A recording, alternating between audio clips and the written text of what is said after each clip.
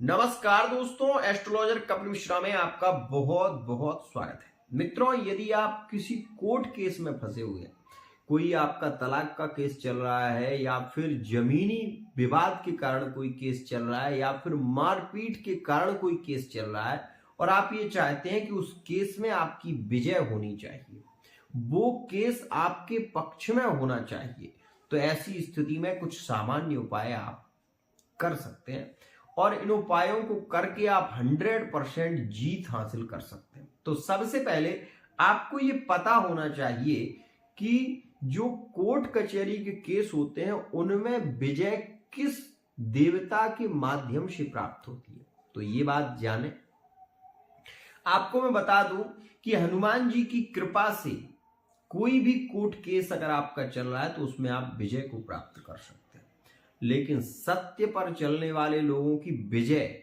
सदैव होती है, इस बात का ध्यान रखना। और मैं आपको ये बता रहा हूं और आप अगर ये उपाय करते हैं तो 100% आपको विजय की प्राप्ति होगी। आपको केवल जिस दिन आपका केस की तारीख है, जिस दिन आपकी केस की तारीख है, उस दिन आप हनुमान जी के मंदिर में चमेली के तेल का दीपक जलवाएं और उसमें आप एक जायफल विशेष रूप से उस व्यक्ति के नाम से डालें जिससे आपका केस चल रहा है, और 5 परिक्रमा हनुमान जी के मंदिर की करें। और करने के बाद फिर आप उस तारीख पर जब जाएं तो अपने पॉकेट में 5 लौंगे विशेष रूप से लेकर जाएं। 5 लौंगे जो लेकर जाएंगे वो पहले आपको 5 परिक्रमा में अपने जेब में रखकर ही चलना है, और जब आप वहां पर पहुंचे तो वो 5 लौंगे आपको कोर्ट, जहां पर कोर्ट की स्थितियां होती हैं, जहां पर आप केस के लिए जाते हैं, वहां पर बाहर ही उन 5 लौंगों को आपको छोड़ देना है। ध्यान रखिएगा, बाहर छोड़कर आराम से उनको आप नीचे की ओर डाल दें और उसके बाद आप अंदर प्रवेश करें। आप ये देखेंगे कि विजय आपकी होगी, विजय की प्राप्ति आपको होगी। और ये भी ध्यान रखिएगा कि यह आप किसी भी दिन कर सकते हैं, किसी भी दिन, लेकिन आपको जब जाना है तो 5 लौंगे लेकर जाना है। ये उपाय आप करके देखें, उसके बाद आपको इसका लाभ तुरंत ही मिलना शुरू होगा। एक और खास बात, जब भी आप केस पर जाएं तो कोशिश ये करिएगा कि हनुमान जी के चरण का सिंदूर आपको मिले। और आपको ये भी बता दूं कि कोई भी मुकदमा आपका चल रहा हो, कोई भी केस आपका चल रहा हो, यदि आप हनुमान जी की उपासना करते हैं तो 100% विजय आपकी है और आप विजय को प्राप्त करेंगे ही। लेकिन आपका विश्वास, आपकी श्रद्धा, आपकी भक्ति पूर्ण निष्ठा के साथ होनी चाहिए।